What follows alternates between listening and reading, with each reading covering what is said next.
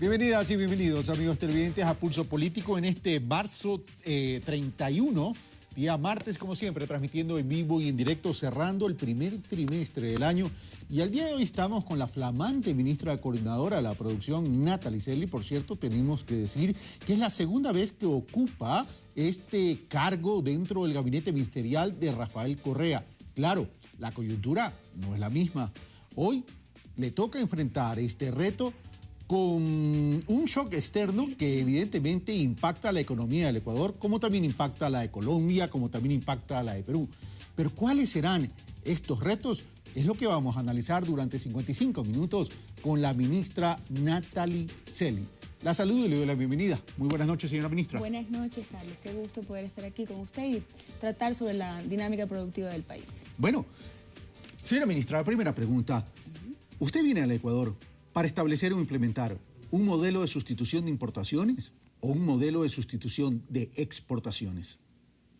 Bueno, yo diría que es un modelo donde, en primer lugar, queremos producir más y mejor. Yo creo que esto hay que decirlo con muchísima claridad. Es importante los avances que hemos hecho, es muy relevante todo el crecimiento que hemos tenido en el sector no petrolero desde 2007 hasta 2014, pero creo que el presidente nos ha invitado a un reto mayor, que es el reto de la innovación. Y en ese sentido yo creo que es muy factible que podamos fomentar las exportaciones, sobre todo las exportaciones de mayor innovación, que no solamente tienen que ser bienes o productos, sino también servicios, Carlos. Y también, obviamente, tenemos el reto de producir al interno, de alguna manera reducir ese monto de importaciones, pero eso sí, con una salvedad, Carlos, por una industria que sea eficiente, una industria que sea de primer nivel, una industria que bien pueda servir al mercado local con alta calidad, pero que también en muy corto plazo pueda convertirse también en una industria exportadora. Usted me habla que uno de los principales retos es la innovación, pero la innovación requiere de investigación y requiere de gente preparada para investigar y que traiga como consecuencia la innovación. Pero también la investigación y la innovación requiere de Kushki. ¿De dónde va a salir ese dinero? Bueno, pero a ver, vamos por partes. Yo creo que la innovación es un proceso donde usted tiene la innovación puramente científica, que es el tema que lo está manejando desde la CENACID y donde desde Yachay se impulsa ese tipo de innovación.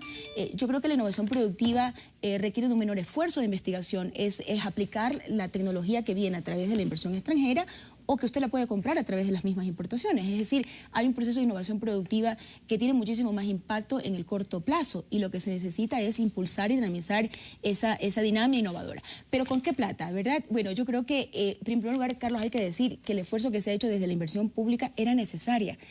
Tenemos un país modernizado, tenemos un país donde estamos invirtiendo en infraestructura, en el cambio de la matriz energética que será una realidad, pero también ese talento humano que requerimos. Pero esa parte es competitividad sistémica, no necesariamente no es innovación. Ya vamos pero a hablar la una sobre se ese requiere a tema. la otra. Ya vamos a la hablar una sobre requiere el tema. de la No se me adelante, otra. señora La ministra. una requiere de Déjeme la darle otra. la bienvenida a nuestro compañero, Fabricio Ceballos. Fabricio, muy buenas noches.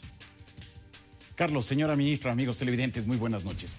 La tarea en el Ministerio Coordinador de la Producción continúa. Ahora con Natalie Selly, quien años atrás estuvo al frente de esta cartera de Estado, alcanzando una buena relación con el empresariado nacional. Hay muchos temas en los que seguir trabajando. Un acuerdo complementario de comercio con la Unión Europea, estímulos para el sector empresarial, fortalecimiento de la inversión y otros. En la coyuntura actual, la aplicación de las salvaguardias genera también posiciones en el sector productivo exportador. Hay varias inquietudes para la ministra y pedidos que les presentamos a continuación. En el sector productivo hay expectativa con el retorno de Natalie Selly al Ministerio de la Producción. Y le toca a Natalie Selly tomar la posta para efectos de establecer una agenda en términos de una reunión que sin duda es importante tanto para el gobierno como para los empresarios. En este sentido, y en medio de la aplicación de salvaguardias, dirigentes de los exportadores plantean varios requerimientos a la ministra. De las salvaguardias, estos obviamente traten de no durar el tiempo que se han establecido, que de los 15 meses esperemos que sea mucho menor, que se sigan haciendo revisiones, al ser una decisión ya tomada por el gobierno, se hagan revisiones lo más continuas en el tiempo. Recuerdan que del total de productos que los exportadores importan, el 80% están fuera de las salvaguardias. El 20% restante se pide revisar su exclusión de la medida. De ese 20% que está afectado por las medidas de salvaguardia que importan las empresas del sector exportador, la mitad son bienes de capital, partes y piezas para las empresas. La otra mitad, más o menos, corresponden a materias primas, insumos, algunos que se han quedado. Para los empresarios florícolas es oportuno generar otras condiciones en este momento. Por ejemplo, el acceso de mercados del extranjero para poder generar producción aquí y tener ese acceso a mercados. Poder generar reglas claras sobre la traída de capitales, la salida de capitales, obviamente.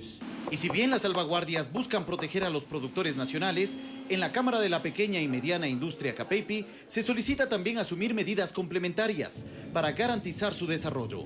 Por ejemplo, revisar y disminuir la tramitología y el mecanismo que limita la creación de empresas, impulsar un programa nacional para el fortalecimiento de la calidad, incentivar el crédito y disminuir garantías para otorgar préstamos reales, revisar convenios de cuotas de importación permanentemente sobre materias primas, semiprocesadas que sí disponen de producción nacional. Las pequeñas y medianas empresas representan el 95% del tejido empresarial. De este sector dependen más de 700.000 personas en el país. Fabricio Ceballos, Pulso Político. ¿Significarán estas salvaguardias un incentivo para el sector productivo nacional? ¿Es posible adoptar estas demandas de los empresarios para alcanzar el fortalecimiento del sector? ¿Cuáles son los objetivos por los que trabajará la ministra Celi en este nuevo reto? Estas y más preguntas de inmediato se responden aquí en Pulso Político. Carlos. Gracias, Fabricio. Como siempre, muy bien.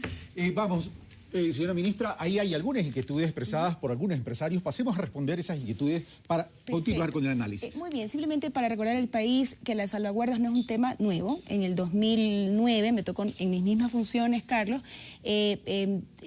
implementar la medida que tomaron en su momento mi muy buena amiga Susana Cabeza de Vaca cuando era ministra coordinadora de la producción. Es decir, ya tenemos nosotros una historia de haber implementado una medida de salvaguarda, haberla evaluado y haber cumplido con nuestra palabra dada en términos del plazo establecido. Es decir, ya hay una experiencia adquirida en la implementación de este tipo de medidas. Y recordemos que esta salvaguarda se da cuando la producción por el fortalecimiento del dólar se abarata. Solamente para recordar el país en dos mercados muy claros. Europa ha tenido una devaluación del euro, la mayor desde 1993, un 30%. Quiere decir que los productos que vienen de Europa, dado que el dólar es más fuerte, son un 30% más baratos. Es decir, que la salvaguarda lo que está haciendo no es incrementar esos productos exactamente en el monto de la salvaguarda, sino que esos productos ya estaban abaratados y lo que estamos de alguna manera es compensando ese efecto para que no tuviéramos una competencia desleal. Entonces eso sí es importante aclarar, digamos. En ese sentido, y la aclaración es válida. Pero vamos a lo siguiente, si en un momento dado queremos incentivar la producción, tanto para el consumo interno y tanto para la exportación de productos no tradicionales, y estamos hablando de investigar, de innovar, de mejorar la productividad, de ser más competitivo, dice el presidente del Comité Empresarial Ecuatoriano, Henry Kronfle, que el 50% de los bienes de capital están con salvaguardias del orden que pueden variar entre el 5 al 45%, igual materias primas. Sí, Carlos, pero dejemos claro al país, porque yo sí creo que se ha, no informado de manera adecuada. Estos productos ya estaban abaratados, porque el dólar se ha fortalecido en relación con ciertos mercados. Las únicas para las cuales no cabería esas serían las que vienen de Estados Unidos. Entonces, ojo, yo creo que a veces se ha explicado mal. Es como que si de pronto vamos a encarecer el 15, el 25 y el 45% por efectos de la salvaguarda. No, ya esos productos estaban mucho más baratos de partida en relación al dólar, porque esa moneda con la cual trabajan en esos países se había devaluado. Entonces, simplemente esto para aclarar, porque en economía, usted lo conoce muy bien, muchos son las percepciones y el ambiente que se crea. Entonces, cuando hablamos simplemente de los valores de la salvaguarda y se quiere equiparar eso a un incremento de precios, es lo que estoy tratando de desvirtuar en este momento, simplemente de manera conceptual, para tener claro que la salvaguarda es una herramienta válida, aprobada por la MEC, justamente para atacar este problema que tenemos, que es una fuerte apreciación de la moneda. Ahora, vamos a lo dicho, y voy a empezar por las declaraciones del presidente de la CAPEIPI. No puedo estar más de acuerdo con las declaraciones del presidente de la CAPEIPI, en el cual dice, trabajemos en un programa de la calidad. Por supuesto, porque lo que nosotros no queremos es una industria que no alcance niveles de eficiencias tales que pueda competir. Nosotros queremos producir más, como lo he dicho al inicio del programa, más y mejor, y que genere además también, valga la redundancia, más y mejor empleo. Entonces, totalmente de acuerdo. Yo creo que el MIPRO lo ha venido haciendo en el tema de calidad, pero tenemos que hacerlo de una manera mucho más intensiva, mucho más efectiva, quizás. Ha pedido también el presidente de la KPP que, además de la calidad, se revise el tema de la tramitología.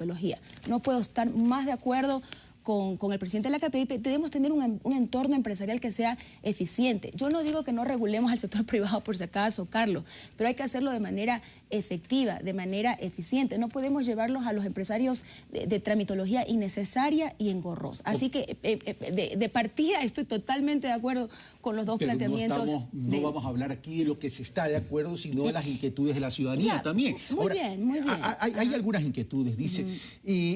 Hay quienes desde una óptica liberal dicen que para proteger la dolarización no es necesaria la salvaguardia, sino que hay que mejorar la productividad y competitividad, y es necesario abrir mercados, y que el modelo del gobierno, el modelo socialista del gobierno, se ampara en un modelo caduco de sustitución de importaciones. Bueno, es que yo creo que ahí hay algunas premisas que no son ciertas. A ver, en primer lugar, yo creo que ha habido una inversión pública y privada. Esa inversión pública es necesaria, es importante por los efectos del tema de competitividad sistémica. ¿Que tenemos que ser más productivos? Sí, pero yo creo que a veces se toma de un modelo lo que nos conviene y se deja de un lado aquello que nos es incómodo. A ver, todos estamos de acuerdo en que queremos tener una economía dolarizada. Los ecuatorianos nos han dicho miles de veces. Los empresarios han hablado de las bondades del tema de la dolarización. Pero la dolarización también es una camisa de fuerza donde la productividad tiene que ser real, Carlos. Y las productividades reales se dan por dos temas. Porque usted tiene un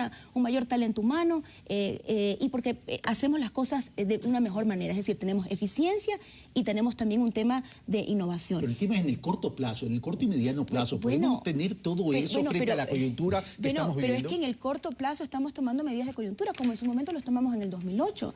Pero este gobierno tiene medidas estructurales, y esas medidas estructurales pasan por tener una mejor talento humano, y de hecho lo estamos haciendo. No todo se puede corregir, pero créanme que los resultados del país en términos de educación básica, somos el país que más ha avanzado en América Latina de acuerdo a las pruebas UNESCO en temas de matemáticas y en temas de lenguaje. Entonces estamos avanzando en el talento humano, que es fundamental para esa innovación. Pero no se discuten esos procesos, señora ministra. Lo que se discute es el timing. Bueno, pero es que usted tiene que hacer las cosas a la vez. Yo no estoy discutiendo que hay cosas que no se deban hacer en la coyuntura y en el corto plazo. Yo lo que creo que debemos hacer, y coincido con lo que se ha dicho, en el sentido que debemos fomentar las exportaciones quizás a una mayor aceleración que lo que se venía haciendo. Y en el tema de sustitución de importaciones, permítame insistir en eso, porque yo creo que el modelo que se está usando no es un modelo a los años 60, donde usted hiperprotege y lo único que hace es una transferencia de los ciudadanos a los empresarios a cambio de un poquito más de empleo. Ese tipo de sustitución a este gobierno no le interesa. Pero ese no es el mensaje que está llegando. De pronto el mensaje no está equivocado. Yo creo que en ciertos momentos, Carlos, podría ser necesario en cierto tipo de industrias al inicio hasta alcanzar economías de escala, el poder tener cierto tipo de incentivos. Pero yo creo que es claro que las industrias tienen que ser competitivas porque el mercado está afuera. No necesariamente para todas las industrias nuestro mercado nacional, por fuerte que sea, es el suficiente para poder competir. Vamos a lo siguiente. Usted dice tenemos que hacer crecer nuestras exportaciones y se refiere evidentemente, quiero interpretarla a las exportaciones de productos no tradicionales, porque el tema petróleo tenemos que dejarlo ya a un lado, tenemos que salir de esa dependencia de los recursos naturales y ser mucho más eficientes en algo que sí depende de nosotros. No depende el precio del petróleo, sí depende nuestra eficiencia, pero para poder hacer crecer nuestras exportaciones de productos no tradicionales, señora ministra, necesitamos mercados, y a la hora del té no tenemos acuerdo con Estados Unidos, y el presidente de la República dijo, vamos a repensar nuestra permanencia en la CAN, al fin de cuentas. Entonces, ¿esos no son mensajes equívocos? Bueno, yo creo que hay que tener mercados, Carlos, eso es definitivo, pero también hay que tener productos de calidad que exportar, es decir, hay que trabajar en ambos lados de la ecuación. Y permítame decir una cosa, Estados Unidos es una economía bastante abierta relativa al tema de Europa. Por eso siempre yo me declaré favorable a que cerremos esa negociación con la Unión Europea, negociación que la tenemos que terminar de implementar. Y eso no quiere decir que no esté en carpeta y no haya una agenda comercial en análisis para poder potenciar los mercados de Centroamérica y para potenciar, por ejemplo, el tema de Corea del Sur.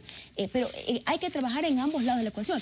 Estados Unidos, el año anterior, sin acuerdo comercial, Carlos, se convirtió nuevamente en nuestro primer mercado de exportación no petrolera. Tengo que decirle a usted que Ecuador, siendo el Producto Interno Bruto de Ecuador la mitad del de Perú, o el Perú el doble que nosotros, como usted lo quiera poner, nuestras exportaciones a Estados Unidos son mayores que las peruanas con acuerdo de libre comercio. O sea que también hay algunas cosas que desmitificar. Los mensajes sí tienen que ser claros y tenemos que trabajar en una agenda compartida de mercados y productos. Usted me dice, señora ministra, que el comercio con Estados Unidos está en franca recuperación, está creciendo, pero yo quiero mostrar este cuadro porque estos cuadros también son estadísticas y no lo estoy diciendo yo, evidentemente. Estamos hablando, y si me lo muestran acá, por ejemplo, estamos hablando que el brócoli en el 2011 representaba el 5%, ahora representa el 4.4%, es decir, disminuyó. Conserva frutas y legumbres del 3% del 2011, baja al 2% del 2014, frutas de 2.7 baja a 1.9 en el mismo periodo, conserva de pesca del 2011 2.9 al 1.1, tableros de madera de 1.1 al 0.7 y textiles del 0.2 al 0.1. Bueno, usted está mencionando varios productos que obviamente en Estados Unidos no tienen el acceso que deberíamos tener, pero eso tiene un peso mucho menor de todo el comercio que podemos tener. Yo no estoy diciendo que todos los productos, absolutamente todos, son competitivos en el mercado de Estados Unidos. Lo que estoy diciendo es que aún en las condiciones actuales existen oportunidades que se han aprovechado y muchas que se podrían potenciar. Lo mismo le puedo decir a usted por ejemplo, en el mercado asiático. Hay un gran potencial que hacer. Lo que yo creo que tenemos es que tener una agenda compartida, porque no todo se puede hacer a la vez y hay que trabajar en un corto plazo priorizado y un mediano plazo estructural. Y yo creo que en eso podemos mejorar, porque creo que usted coincide, Carlos, que la diversificación productiva es fundamental. Y otro tema, nos olvidamos del tema de servicios. En el tema de servicios también tenemos que fortalecer, y yo creo que en el tema turístico tenemos grandes avances, importantes progresos tanto en el tema de inversión como empleo. 45 minutos más para poder conversar. Vamos donde Fabricio Ceballos, que nos tiene más novedades. Así es, Carlos. Vamos a revisar brevemente el comportamiento de la inversión extranjera directa recibida a Ecuador y también a Perú y Colombia. Hacer un comparativo muy breve desde el año 2007 al 2013. De inmediato, si la producción nos ayuda presentando el primer cuadro. 2007, fuente Banco Central del Ecuador y CEPAL. Colombia registra 9.049 millones de dólares de inversión extranjera directa. Perú, 5.491 millones de dólares y Ecuador, 194 millones de dólares. Para el año 2008, las cifras marcan lo siguiente. 10.596 millones de dólares registra como inversión extranjera directa Colombia, 6.924 millones de dólares Perú y 1.057 millones de dólares, casi 1.058 millones de dólares, Ecuador. Estas cifras son en millones de dólares. Para el año 2009, Colombia se ubica en 7.137 millones de dólares, desciende también en el caso de Perú para ese año 6.431 millones de dólares y Ecuador desciende una inversión directa extranjera de 307,8 millones de dólares. Año de crisis, se redujeron las cifras de inversión extranjera directa. Para el año 2010, 6.758 millones de dólares en el caso de Colombia, sube la inversión extranjera para el caso de Perú con 8.455 millones de dólares y en el caso de Ecuador se registra 163 millones de dólares. Para el 2011, Colombia registra 13.438 millones de dólares, se recupera 8.233 millones para el caso de Perú y 641,6 millones de dólares para el caso de Ecuador. El 2012, en el caso de Colombia,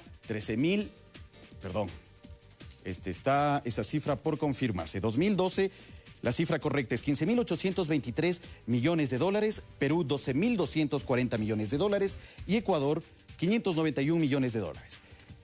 Y en el año 2013, la cifra de inversión extranjera directa para el caso de Colombia, 16.772 millones de dólares, 10.172 millones para el caso de Perú y 703 millones de dólares en el caso de Ecuador. son las cifras registradas, comparativamente hablando, entre Colombia y Perú, lo que ha registrado también Ecuador desde el año 2007 al 2013. Carlos. Fabricio, muchas gracias. Bueno, ahí hay un tema. Independientemente que vamos a seguir conversando de los otros puntos, el tema de inversión extranjera. A ver, para poder proteger a la dolarización necesitamos que ingresen más divisas. Eso significa exportar más y hemos visto que estamos dentro de un proceso y que eso va a tomar un tiempo. Endeudamiento que pero no hay que desmerecer el crecimiento de las personas que hemos tenido, que es de 20% en los últimos 7 años, no es menor. No lo estoy desmereciendo, y en productos no tradicionales hemos tenido un incremento, pero para poder enfrentar esta coyuntura tenemos que crecer mucho más.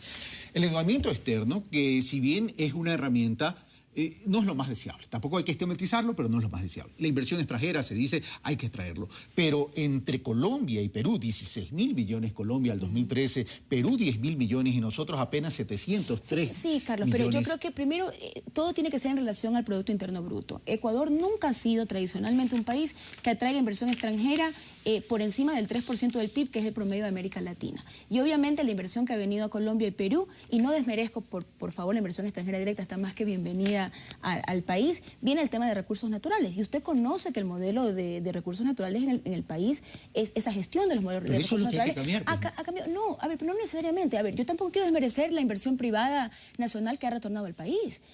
A ver, un momentito. La inversión privada aquí creció, y creció mucho, del 2011 al 2013. Lo que tenemos en el 2014 es una desalarización de esa inversión privada, y obviamente es ese motor que tenemos que impulsar y prender más. Yo no estoy diciendo que no venga la inversión extranjera directa, pero tampoco puede ser el único indicador por el cual se mida la actividad empresarial. Es deseable que venga, pero esa es inversión deseable que extranjera venga, directa, pero no es el único dentro indicador. del mapa estratégico y pensamiento estratégico de Natalie Selly como la nueva ministra coordinadora de la producción, esa inversión estratégica, ¿en qué sectores debería estar entonces? Para que nos aporte el crecimiento. Bueno, eso es otra cosa. Conceptualmente a mí me parece que la inversión extranjera directa para este país es la que nos dé transferencia tecnológica, es justamente la que nos dé ese salto para la innovación. Y yo sí tengo, obviamente, como objetivo como ministra coordinadora de la producción, atraer esa inversión. Es más, como embajadora de los Estados Unidos, tuve oportunidad de explorar ya ciertos temas que podrían ser interesantes desde esa perspectiva. Y yo creo que lo que hay que crear es el ambiente empresarial, el ambiente de esa menor tramitología, ese ambiente de trabajo público-privado, ese ambiente de nuevos modelos de gestión de alianzas públicos-privadas. Porque mire, Carlos, aquí se piensa que la inversión tradicional es la que tiene que venir a poner una empresa y la que tiene que venir a invertir en el sector petrolero o en el sector minero. Pero las alianzas públicos-privadas pueden ser desde el sector de la infraestructura hasta en el mismo servicio de salud. Ya vamos a hablar de la articulación pública-privada. Hay varios modelos que pueden servir para atraer esa inversión extranjera privada en ciertos sectores donde yo considero que sí son estratégicos por el tema de vamos a hablar de la articulación pública-privada, que antes el propio presidente no le hacía mucho caso y luego después suscribió el decreto número 582. Creo que el presidente de la Federación de Industrias o del Comité Empresarial, creo que Henry Kronfeld en un momento dado, me parece a mi criterio, desde afuera visto, cuando era embajadora, creo que no se explicó digamos, las alianzas público-privadas como un mecanismo de trabajo conjunto, sino como un mecanismo de sustitución. Y este es el problema, Carlos. No se puede creer que o es la inversión pública o es la inversión privada. Son dos motores que a momentos pueden ir a diferente nivel de aceleración, pero son dos motores que tienen que trabajar al máximo de sus capacidades para poder generar esa transformación productiva y generar ese mayor empleo. Gracias, señor ministra. Permítame ir con Fidel Márquez, que ya está en la línea telefónica. Fidel, muy buenas noches. Gracias por estar en la línea y por atender primero nuestra llamada a las 22:54 después del partido. Y requiere de gente preparada para investigar y que traiga como consecuencia la innovación. Pero también la investigación y la innovación requiere de Kushki. ¿De dónde va a salir ese dinero? Bueno, pero a ver, vamos por partes. Yo creo que la innovación es un proceso donde usted tiene la innovación puramente científica, que es el tema que lo está manejando desde la CENACID y donde desde Yachay se impulsa ese tipo de innovación. Yo creo que la innovación productiva requiere de un menor esfuerzo de investigación, es aplicar la tecnología que viene a través de la inversión extranjera o que usted la puede comprar a través de las mismas importaciones. Es decir, hay un proceso de innovación productiva que tiene muchísimo más impacto en el corto plazo y lo que se necesita es impulsar y dinamizar esa dinámica innovadora. ¿Pero con qué plata, verdad? Bueno, yo creo que, en primer lugar... Un día como también impacta a la de Perú. Pero ¿cuáles serán estos retos? Es lo que vamos a analizar durante 55 minutos con la ministra Natalie Selly. La saludo y le doy la bienvenida. Muy buenas noches, señora ministra. Buenas noches, Carlos. Qué gusto poder estar aquí con usted y tratar sobre la dinámica productiva del país. Bueno, señora ministra, la primera pregunta. ¿Usted viene al Ecuador para establecer o implementar un modelo de sustitución de importaciones o un modelo de sustitución de exportaciones?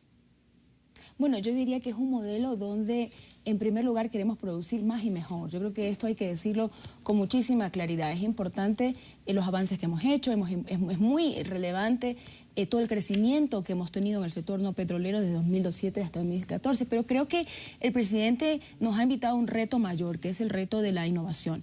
Y en ese sentido, yo creo que es muy factible que podamos fomentar las exportaciones, sobre todo las exportaciones de mayor innovación, que no solamente tienen que ser bienes o productos, sino también servicios, Carlos.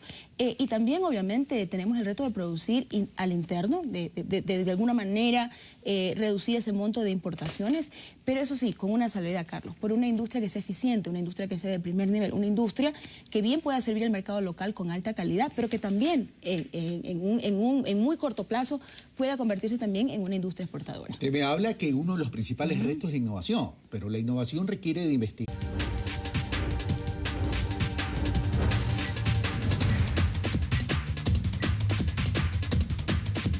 Bienvenidas y bienvenidos, amigos televidentes, a Pulso Político en este marzo 31, día martes, como siempre, transmitiendo en vivo y en directo, cerrando el primer trimestre del año. Y al día de hoy estamos con la flamante ministra coordinadora de la producción, Natalie Selly. Por cierto, tenemos que decir que es la segunda vez que ocupa este cargo dentro del gabinete ministerial de Rafael Correa. Claro, la coyuntura no es la misma. Hoy le toca enfrentar este reto con un shock externo que evidentemente impacta a la economía del Ecuador, como también impacta a la de Colombia. Carlos, hay que decir que el esfuerzo que se ha hecho desde la inversión pública era necesaria. Tenemos un país modernizado, tenemos un país donde estamos invirtiendo en infraestructura, en el cambio de la matriz energética que será una realidad, pero también ese talento humano que requerimos. Pero esa parte es competitividad sistémica, no necesariamente no es innovación. Ya vamos pero a hablar la una sobre se ese requiere a tema. la otra. Ya vamos a La hablar una sobre el requiere tema. de No la se me adelante, otra. señora La una ministra. requiere de Déjeme la darle la otra. bienvenida a nuestro compañero, Fabricio Ceballos. Fabricio, muy buenas noches. Carlos, señora ministra, amigos televidentes, muy buenas noches. La tarea en el Ministerio Coordinador de la Producción continúa. Ahora con Natalie Selly, quien años atrás estuvo al frente de esta cartera de Estado, alcanzando una buena relación con el empresariado nacional. Hay muchos temas en los que seguir trabajando. Un acuerdo complementario de comercio con la Unión Europea.